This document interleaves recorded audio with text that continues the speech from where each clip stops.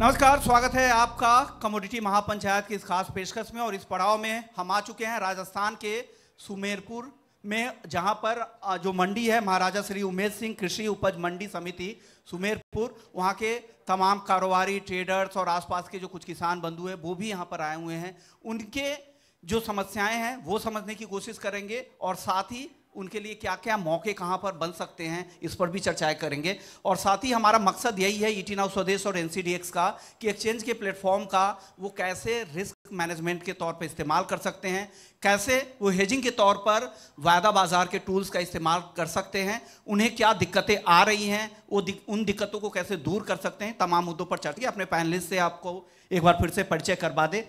हमारे साथ है जितेंद्र अग्रवाल साहब है सुभाष ट्रेडिंग कंपनी से, हमारे साथ आलोक अग्रवाल है बाबूलाल बजरंग लाल से, और साथ ही महिपाल पारिक है चंपालाल एंड सन्स के ओनर है, और साथ ही रमेश अय्यर साहब है एनसीडीएक्स से। आप सभी मेहमानों का बहुत बहुत शुक्रिया।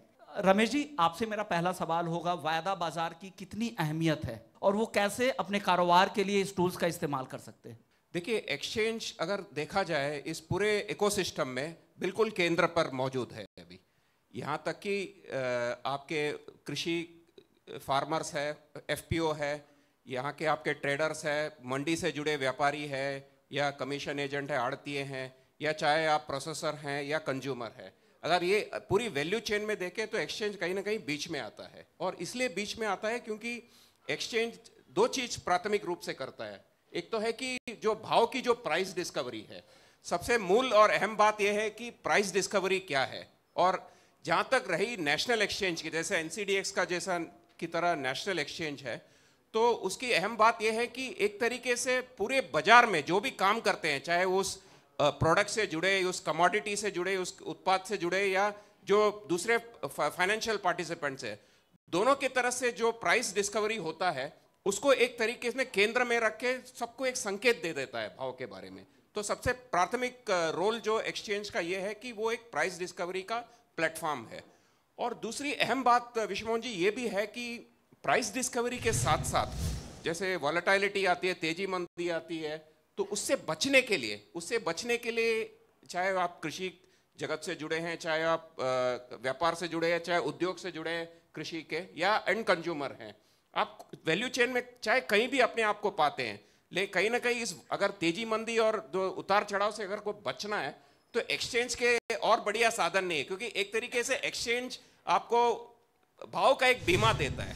तो जहां तक मैं समझता हूं ये दो प्राथमिक रोल है एक्सचेंज के पूरे इकोसिस्टम में। महिपाल जी, आपको क्या लग रहा है एक्सचेंज के प्लेटफॉर्म की कितनी अहमियत है, और क्यों जो आपके कारोबारी बंधु हैं, यहाँ के ट्रेडर हैं आपके सुमेरपुर मंडी के, उनको क्यों इस्तेमाल करना चाहिए? क्योंकि आप पुराने बड़े प्लेयर रहे भी है एक्सचेंज में, आपने काफ़ी पार्टिसिपेट किया भी है, क्या उनको क्या आप सलाह देना चाहेंगे? अगर सही प्रॉपर तरीके से हेजिंग करके माल जाए तो अपने लॉस को मैनेज कर सकता है ये लोग। और दूसरा एनसीडीएक्स प्लेटफॉर्म के जरिए जो छोटे से छोटे लेवल पे, मतलब फार्मर्स हो, ट्रेडर हो, सबको उसको प्राइस का बेसिक डिस्कवरी मिल जाती है इनको, कि मार्केट में अप एंड डाउन कैसे चल रहा है, क्या भाव चल रहा है। आज कोई भी फार्मर से मंडी में माल बेचने आता है तो वो हमको पहले बता देता है कि साहब आज मार्केट इतना तेज़ है, आप ये भाव रहो। तो एनसीडीएक्स ने मतलब प्राइस के लेवल, डिस्कवरी के लेवल पे बहुत अच्छा मैनेज किया है। आलोक जी, आपके पास आएंगे। हम सुमेरपुर मंडी की खासियत बता दें कि ये कैस्टर और सरसों, हालांकि बहुत सारे ऐसे अनाज है जहां पर यहाँ पे आते हैं, लेकिन सरसों और कैस्टर की सबसे बड़े लेवल पे, बड़े स्तर पर अराइवल्स यहाँ पे होती है। और कैस्टर हालांकि गुजरात सबसे बड़ा उत्पादक जरूर हो, लेकिन क्वालिटी को लेकर, अराइवल्स को लेकर राजस्थान की कैस्टर के मामले में सबसे बड़ी मंडी सुमेरपुर की मंडी है। आप यहाँ कारोबारियों के लिए क्या चुनौतियां आप यहाँ पर देखते हैं कैस्टर में, और एक्सचेंज का जो प्लेटफॉर्म है उन चुनौतियों को कैसे दूर कर सकता है? आप कुछ समझाएंगे हमारे जितने भी ट्रेडर्स हैं यहाँ? प्राइस डिस्कवरी वाली बात काफ़ी हद तक सही है। एक्सचेंज एक तरह से बेंचमार्क है। सुबह जब कभी भी भावों के लिए यदि कोई भी प्राइस डिटर्मिनेशन आपको करना है तो आपको सर्वप्रथम एनसीडीएक्स ही खोल के देखना है, कोई भी कमोडिटी हो वो, कि क्या रेट चल रहा है, तेजी है, मंदी है। 2003 से जब से एनसीडीएक्स शुरू हुआ है, डे बाई डे इसमें कुछ विसंगतियाँ रहीं और उस वजह से इसमें वॉल्यूम जो है वो डे बाई डे कम होता गया। और कमोडिटी जो डिपॉजिट करवाने के लिए जाते हैं उसमें भी कई बार इसके स्पेसिफिकेशन जो हैं वो चेंजेस हुए हैं। डिपॉजिट के लिए बहुत सारे जो डिस्काउंट मैट्रिक्स है वो उसमें भी बहुत परिवर्तन रहा बार बार। तो उस वजह से कारोबारियों को परेशानी होती है, डिपॉजिट प्रॉपर हो नहीं पाता है, और कम डिपॉजिट के चक्कर में भी जो बड़े लोग हैं, बड़ा काम करने वाले लोग हैं, वो अपनी मनमानी कर जाते हैं। इनके जो सुझाव है, पार्टिसिपेशन नहीं है, उस तरह जिस तरह की प्राइस डिस्कवरी होनी चाहिए वो नहीं हो पाती एक्सचेंज प्लेटफॉर्म में पिछले कुछ समय से, उस पर आप क्या कहेंगे? देखिए, जो अग्रवाल साहब ने कहा, विश्वमोहन जी, देखिए कुछ एक बात ऐसी है कि हमने देखा है कि जैसे पिछले 20-21 साल से कमोडिटी मार्केट चल रही है, खास तौर पे जो कृषि रिलेटेड जो प्रोडक्ट्स है, एग्री प्रोडक्ट्स में हमने कई सारे पॉलिसी चेंजेस देखे हैं, खास तौर पे सरकार की तरफ से, जहाँ पे कुछ एक कमोडिटी की सस्पेंशन की गई, कुछ एक कमोडिटीज ऐसे है कि दोबारा सस्पेंड हुआ है।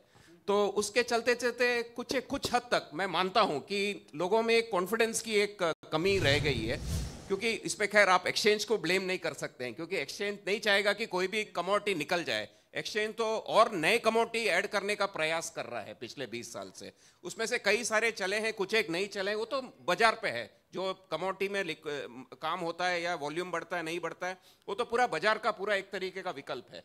लेकिन अगर जहाँ तक अग्रवाल साहब की बात है कि एक्सचेंज में पिछले 20 साल से हमने कई सारे, देखिए जो हम करते हैं बेसिकली हम अपने मनमानी से नहीं करते हैं, हम एक प्रोसेस के तहत करते हैं। जैसे हर एक कमोडिटी में अगर आप देखें तो उसमें एक प्रोडक्ट एडवाइजरी कमेटी होती है। अब जैसे कैस्टर है, जैसे फॉर एग्जांपल, या सरसों का जब चल रहा था अपने पास, या मसाले है या ग्वार है, तो हर एक प्रोडक्ट के लिए अपनी अपनी कमेटी रहती है, जहाँ पे कमेटी में जहाँ पे कृषि से जुड़े लोग या जो मंडी से जुड़े या जो कंज्यूम प्रोसेसर है या इवन समटाइम्स इवन बड़े एंड कंज्यूमर जो हैं, तो उन सबके संगत में हम सबके सुझाव लेते हैं और उसके धारा से ही हम जो भी करते हैं करते हैं।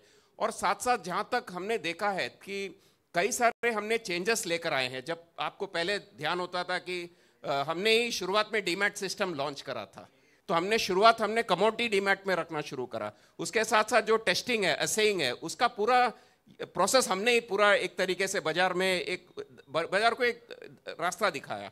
साथ साथ अभी जैसे आपने कहा कि कुछ एक जगह पे आपको दिक्कतें आई है कि डिपॉजिट नहीं लिया जाता है, लेकिन हर चीज को एक्सचेंज ने क्या करा, अगर मान लीजिए कहीं समस्या आ रही है तो एक्सचेंज ने वेयरहाउस को माने ऐसा नहीं कि कभी वेयरहाउस की कमी एक्सचेंज ने रखी बाजार में।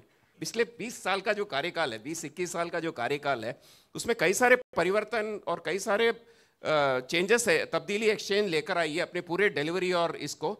और साथ साथ जो भी हम करते हैं, सेबी के जो रेगुलेटर है, वर्तमान के जो रेगुलेटर है हमारे, तो उन्हीं के जो प्रोसेस है और धारा है, उसी के धारा से करते हैं हम। आप डिस्काउंट मैट्रिक्स जैसे अभी लेटेस्ट अप्रैल मंथ में जो कॉन्ट्रैक्ट है आपका कैस्टर का, अच्छा, उसमें भी कुछ चेंजेस हैं। हाँ। पर एक साधारण आम व्यापारी है वो ये नहीं जान पाता है कि मार्च और अप्रैल में जो डिफरेंस है कॉन्ट्रैक्ट में, प्राइस डिफरेंस है, वो इतना ज़्यादा क्यों है? हाँ। जबकि उसमें ऑलरेडी उसमें कॉन्ट्रैक्ट में चेंजेस की वजह से वो डिफरेंस ज़्यादा है। बिल्कुल। तो ये अवेयरनेस पब्लिक में किस तरह से पहुंचे, ये काम एक्सचेंज को करना चाहिए कि उन्हें पता चले जब भी कॉन्ट्रैक्ट में कोई भी चेंजेस करें आप, हाँ। तो उन्हें वेरी फर्स्ट डे जिस दिन आप चेंजेस करते हैं, पब्लिक में एक तरह से इसका सर्कुलेशन हो जाना चाहिए, उन्हें पता चल जाना चाहिए। बिल्कुल, नहीं आपकी बात बिल्कुल सही है अग्रवाल साहब। इस संदर्भ में मैं यही कहूँगा कि एक्सचेंज में जो हमारे जो प्रोडक्ट टीम है या जो बिजनेस टीम है, हम मेंबर्स को रीच आउट करते हैं, जो हमारे डायरेक्ट मेंबर्स है जो व्यापारी है, बड़े सभी को हम कोशिश करते हैं। और जैसे ये मंच है, ये भी एक तरीके का एक रीच आउट प्रोसेस है वैसे पूरे बाजार में। जब भी हम कोई चेंज लेकर आते हैं, हम पूरे एक तो सर्कुलर से पूरे बाजार को इसका प्रचार करते हैं, पहली बात। और दूसरी बात, जहाँ जहाँ कई सारे लोकेशंस है, जैसे गुजरात, अभी कैस्टर का जैसे कहा, जैसे गुजरात की मंडी है, यहाँ की मंडी है, हम कोशिश करते हैं कि ये मैसेज पहुँच जाए कहीं नहीं तो। हाँ, हो सकता है कि कहीं कुछ कमी हो, कहीं कुछ लोगों के समझ ना आए या कुछ समझने का तरीका दूसरा हो, लेकिन एक्सचेंज का तरीके से पूरा प्रयास होता है कि हम लास्ट माइल तक हम पहुँचाए इस चीज़ को। महिपाल जी, हम ऐसी मंडी में आकर शो कर रहे हैं, सुमेरपुर आए हैं, अरंडी का इतना बड़ा मार्केट है, अरंडी के मार्केट को लेकर, कैस्टर के मार्केट को लेकर क्या दिक्कतें हैं मंडी में, आप क्या करना चाहिए, क्या करने की जरूरत है? एक्सचेंज के लेवल पे कुछ क्या सुझाव देना चाहेंगे, पॉलिसी मेकर्स के लिए क्या सुझाव देना चाहेंगे, और यहाँ के लिए आपकी डिमांड क्या है कैस्टर को लेकर? मेरा मानना है कि जैसे कैस्टर का 15 से 20% शेयर रहता है राजस्थान का, और राजस्थान में डीमेट सेंटर नहीं है इनके पास, या रूरल एरिया को कवर नहीं करते लोग। तो जब तक राजस्थान का पार्टिसिपेट है, पहले भी हमने कई बार डिमांड की एक्सचेंज से, तो ये बोलते हैं कि यहाँ पे कंजम्पशन सेंटर नहीं है, कंजम्पशन नहीं है। वो पहले हमारे पास यहाँ इंफ्रास्ट्रक्चर नहीं था, आज की तारीख में 5 लाख बोरी तक का अगर एक्सचेंज है तो डीमेट माल लगे तो उतना इंफ्रास्ट्रक्चर है या प्रिपेयर्ड है। तो मेरे तो रमेश जी से यही सलाह रहेगी कि भाई यहाँ पे भी एक डीमेट सेंटर खोलो और डिलीवरी उठाने वाले को यहाँ से प्रिपेयर करो, क्योंकि यहाँ का माल जाता है अल्टीमेटली सब गुजराती है, लेकिन उसका जो प्राइस बेनिफिट जो हमको मिलना चाहिए वो उसकी जगह गुजरात की पार्टियों को मिलता है। वो मैं आपके माध्यम से सरकार को भी बोलना चाहूँगा कि जो टैक्स की विसंगति है हर राज्य में अलग है। हम अपने राज्य में राजस्थान में जो मंडी टैक्स है अभी बहुत ज़्यादा टैक्स है, जिसके कारण से सारा माल गुजरात जाता है और टैक्सेस इक्वल होना चाहिए ताकि गवर्नमेंट इक्वल करे तो सभी मंडियों में बराबर माल आए या उसका प्राइस लेवल जो है वो सभी जगह एक जैसा चले। तो ऐसा मैं सरकार से निवेदन करना चाहता हूँ आपके माध्यम से, ताकि मंडियाँ भी आबाद रहें और राजस्थान के व्यापारी भी आबाद रहें उससे। रमेश जी, क्या ये पॉसिबिलिटी है यहाँ पर कैस्टर के लिए? देखिए, जहां तक सेंटर की बात है, वैसे सेंटर तो हो सकता है, ऐसा नहीं कि नहीं हो सकता है। हम सुझाव, देखिए जैसे मैंने कहा पहले भी, हमारी जो प्रोडक्ट एडवाइजरी कमेटी है उसके तहत जो भी डिसीजन आता है उसके तहत ही हम चलते हैं। हम हमारी आर्बिट्री तरफ से नहीं चलते। ये तो पहला मुद्दा है। दूसरी मुद्दा ये है कि महिपाल साहब कि ऐसा है कि अभी जैसे हमने कई सारे दूसरे कमोडिटियों में देखा है कि जब से, हालांकि ये जीएसटी का जब कानून आया था अपने पास, ऐसे लगा था कि इसमें काफ़ी सुविधा होगी। वैसे सुविधा तो है, क्योंकि अगर आप सेंट्रल सेल्स टैक्स के तहत देखें तो इंटरस्टेट मूवमेंट पहले इतनी आसान नहीं होती थी, लेकिन अभी आसान है। लेकिन जैसे हमें दूसरे कमोडिटी से भी फीडबैक आ रही है कि मल्टीपल स्टेट्स में अगर सेंटर रखे तो एक आईजीएसटी का जो प्रावधान है, integrated goods and service tax, क्योंकि देखिए जैसे मैं दूसरे इंडस्ट्री से हूँ, मैं जानता हूँ कि उस सेक्टर में, जैसे मेटल सेक्टर है, उसमें क्या समस्या आ रही है अभी। तो उसके तहत आईजीएसटी में थोड़ी समस्या है अभी वर्तमान में। तो जब तक उसकी थोड़ी एक तरीके से हल्का सा समाधान नहीं आता तो इसमें सेंटर ऐड करना एक चैलेंज होगा सबके लिए। और हम नहीं चाहते कि इसके कारण कोई मार्केट में कोई डिस्टर्बेंस आ जाए कि एक सेक्शन ऑफ द मार्केट हट जाए। यहाँ पे तो साहब बोल रहे थे वॉल्यूम आपका कम हो रहा है। हम नहीं चाहते कि यहाँ से वॉल्यूम कम होए या कोई पार्टिसिपेशन में कोई कमी आए। हम चाहते हैं कि पार्टिसिपेशन में वृद्धि आए।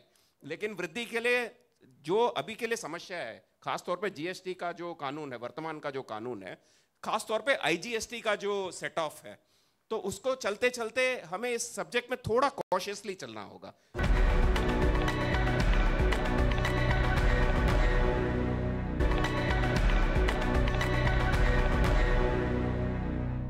आप कैस्टर के आलोक जी बड़े कारोबारी है, आप एक्सचेंज के प्लेटफॉर्म पर हेजिंग भी करते हैं। क्या लग रहा है आपको, क्या दिक्कतें आ रही, पार्टिसिपेशन की क्यों कमी है, लोग क्यों नहीं एक्सचेंज के प्लेटफॉर्म का यहाँ पर इस्तेमाल कर रहे हैं कैस्टर में?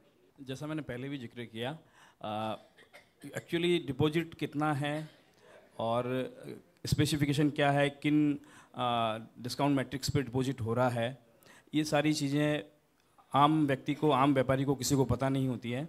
और जब कभी भी वो मार्केट में पैरेलल यदि दूसरे किसी फिजिकल मार्केट से उसको कंपेयर करता है और अकॉर्डिंग टू फिजिकल मार्केट वो अपना ट्रेड उसमें डालता है, तो वो अल्टीमेटली उसको, चाहे वो बाइंग में हो चाहे सेल में हो, वो कहीं ना कहीं उसे लॉस पहुंचाता है और इस वजह से आम साधारण व्यापारी उससे दूर होता जा रहा है। तो आपको नहीं लग रहा कि हेज करने में नुकसान क्या होगा? जब आपके पास अब पोजीशन जब आपके पास है, आपके पास माल आपके गोडाउन में पड़े हुए हैं, और फिर उसके बिहाफ पे अगर पोजीशन बना रहे हैं तो भी नुकसान होता है। मैं बता, जब ये फ्यूचर एनसीडीएक्स नहीं था उससे पहले जो ट्रेडिशनल स्पेकुलेटिव कॉन्ट्रैक्ट्स फ्यूचर के होते थे, उन दिनों में कभी भी पूरे साल के दरमियान सिर्फ एक बार ऑफ बदला होता था। एक बार नई फसल आने से पहले वो कॉन्ट्रैक्ट जो है, फैब वाला कॉन्ट्रैक्ट डाउन साइड बिकता था और उसके बाद में पैरेलल आगे के जो भी जितने भी कॉन्ट्रैक्ट हैं वो सारे पॉजिटिव रहते थे। और एनसीडीएक्स में आप ये देखिए, अभी जैसे अभी लास्ट नवंबर दिसंबर में जबकि अराइवल का कोई प्रेशर नहीं था, ना कहीं अराइवल थी, उस समय भी ऑफ बदला था एक कॉन्ट्रैक्ट में। तो इस तरीके की जो स्थितियाँ पैदा होती है तो उससे व्यापारी ये सोचता है कि हम कब चले जाएंगे हमें पता ही नहीं चलेगा। इसी के लिए मैं एक अपना सजेशन देना चाहता हूँ एक्सचेंज को कि इसमें एक कॉल एंड पुट का जैसे ऑप्शन जो है वो लाया जाए, जिससे कि व्यापारी उससे लॉस से बन जाए, लॉस उसका फिक्स हो जाए कि भाई इससे ज़्यादा लॉस नहीं हो सकता। ऐसा कोई सेगमेंट आ जाए तो शायद हो सकता है कि इसमें ट्रेड बढ़ जाए। क्या लग रहा है, क्या उम्मीद कर सकते हैं आने वाले समय की ऑप्शंस कॉन्ट्रैक्ट हो? ये अच्छी बात कह रहे हैं जी, बिल्कुल सही कहा जितेंद्र जी ने, बिल्कुल सही मैंने कॉन्सेप्ट दिया है। जैसे एफ एंड हो है, जैसे शेयर बाजार में या दूसरे, तो उसे लॉन्च करने के, जैसे आपने भी बिल्कुल सही कहा विश्वमोहन जी, कि इसमें एक टर्नओवर की, डेली टर्नओवर की एक क्राइटेरिया है। तो उसके चलते चलते हम सेबी से हमारी यही बात चल रही है कि उसको कैसे थोड़े रिवाइज करके ऐसे लेवल पे ले आए कि हम लोग उसको लॉन्च करें। तो हमारी वर्तमान में चर्चा चल रही है सेबी से, तो हमें उम्मीद है कि सेबी भी उसको फेवरेबली ले लेगा। बहुत सारे ऑडियंस है सर, आप सबसे अनुभवी लग रहे हैं, सबसे सामने बैठे भी हैं, आप क्या सलाह देंगे? कैस्टर में किस तरह की दिक्कतें हैं, यहाँ पर क्या चैलेंजेस है, आपको क्या मौके क्या दिख रहे हैं? दोनों तरह की बातें बताइए सर। बोर्ड को यही कहना चाहता हूँ कि यह एक पॉइंट हो जाए, किसी भी वस्तु के लिए इन्वेस्टर बहुत होते हैं पर वो अपना माल जमा नहीं कराते पाते, और उसके वजह से यहाँ ट्रेड नहीं बढ़ेगा, और ना हमारा ट्रेड बढ़ेगा तो आपका कैसा NCDX का कैसे बढ़ेगा, जिस पर्पज से आप आए। हाँ देखिए, जैसे महिपाल जी ने कहा या जितेंद्र जी अग्रवाल साहब ने कहा, तो यहाँ पे एक अपॉर्चुनिटी, देखिए चुनौती तो बता दिया कि यहाँ पे सेंटर नहीं है, लेकिन इसके तहत एक अपॉर्चुनिटी भी है।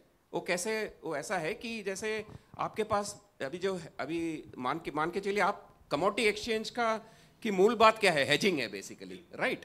ऐसा नहीं कि कमोडिटी एक डिलीवरी प्लेटफॉर्म है, हमेशा 100% डिलीवरी प्लेटफॉर्म नहीं हो सकती, क्योंकि इसका जो सिस्टम है वो उसके तहत नहीं है वैसे।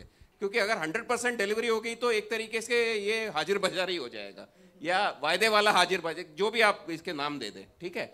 लेकिन इसको यूज़ करने का एक और तरीका ऐसा है, जैसे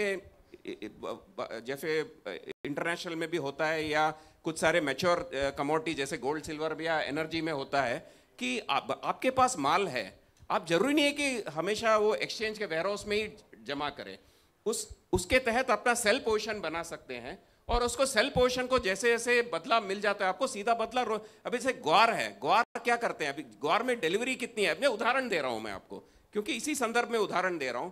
ग्वार में जो एक्सचेंज में जो माल जमा होता है और बाहर में जो माल पड़ा रहता है लोगों के पास, उसमें तो जमीन आसमान का फर्क है। जस्ट एक फ्रैक्शन है जो एक्सचेंज में आता है। बाकी सब माल के लोग करते क्या है, वो लोग ऐसा करते हैं कि लोग अपने पास रखते हैं, अपने गोदामों में अपने स्वयं अरेंजमेंट के तहत करते हैं, और उसको जो भी करते हैं जो एक्सचेंज में बदला करके या जो भी उनको करना है उसके तहत करते हैं। लेकिन ऐसा जरूरी नहीं कि माल हमेशा एक्सचेंज के गोदाम में आकर ही किया जा सकता है। राठी जी, अब आपसे आखिरी सवाल, हालांकि आप पहले पुराने आपका अनुभव रहा है कमोडिटी को लेकर, कुछ अहम सुझाव, क्या सुधार की जरूरत है, आप कुछ कहना चाहेंगे? सबसे बड़ी बात जो किसी ने भी कही नहीं, कहीं ना कहीं ट्रांसपेरेंसी, या ये कहे कि रिलायबिलिटी की कमी है। एक्सचेंज से कब कौन सी कमोडिटी आ जाती है, कब कौन सी गायब हो जाती है, एक शॉर्ट नोटिस से कि बोले इस डेट से सारे कॉन्ट्रैक्ट बंद, तो उससे विश्वास में तो फर्क पड़ता है। आदमी खुल के व्यापार नहीं कर सकता। शुरुआत में भी हमने कहा आप सोच सकते हैं कि कल को स्टॉक एक्सचेंज से बोले कल से रिलायंस का ट्रेडिंग बंद हो जाएगा, पॉसिबल है? बिल्कुल सही बात। तो फिर NCDX में ऐसा क्यों होता है? उससे बहुत भरोसा कम हुआ। एक समय वो बहुत ज्यादा पार्टिसिपेशन वाली कमोडिटी हुआ करती थी। इस सवाल को भी और आपके सुझाव को भी हम सरकार तक पहुंचाएंगे, कोशिश करेंगे। मार्जिन मनी बहुत बढ़ा दिया है, तो छोटे ट्रेडर काम नहीं कर सकते इसमें। सर इसका देखिए, मार्जिन 2-3 चीज का कारण होता है। एक तो है कि जो सेबी ने जो मिनिमम कहा है, तो जैसे मार्जिन की आप कह रहे हैं, अगर आप 10 साल पहले देखें तो मार्जिन इससे काफी कम था।